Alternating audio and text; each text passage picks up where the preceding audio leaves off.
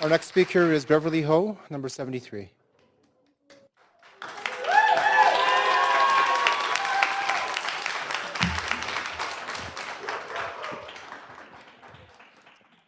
Hey y'all.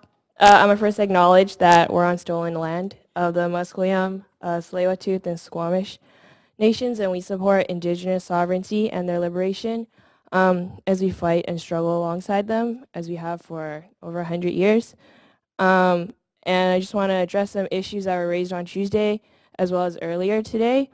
A lot of speakers have said that they want to clean up the streets, which I support, and I feel like these individuals should get their Narcan training, pick up a pair of tongs and a bucket to pick up used needles and trash.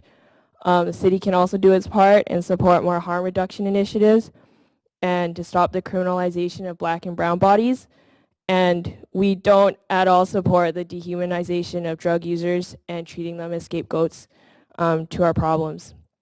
This is not getting to the root of the problem. And secondly, another issue that was raised was that this project would help because our city needs a greater supply of housing in this crisis. And I agree that we need a greater supply of low-income housing at shelter rate, which hasn't been built in years by any levels of government. And this project just barely makes a dent. There's merely 25 units, most of them which are $700, way out of reach for pensioners on OAS. So yeah, I'm an organizer with Chinatown Concern Group. My name's Beverly Ho, Hua Ying Yan, and I oppose the 105 Keefer rezoning proposal.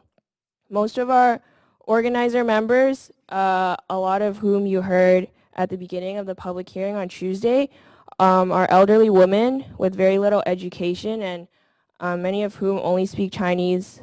Some are illiterate in both English and Chinese, and they've grown accustomed to being silenced, ignored, and told that their voices and opinions don't matter. And as a woman of color myself, I've also gotten used to this kind of treatment, being put second to white women and men in our own community, the Chinese community, even though I have the privilege of being fluent in English and college educated. So I've had the honor of being accepted into these elders' lives, and they feel like family to me, and we've grown immensely. I've grown immensely alongside them, these strong, resilient women, and we've been learning together to demand what we deserve, what's been denied of us, and to call out injustices that are forced on us. So namely the violent gentrification and displacement of vulnerable, low-income immigrant communities, and the exclusion of our voices from politics.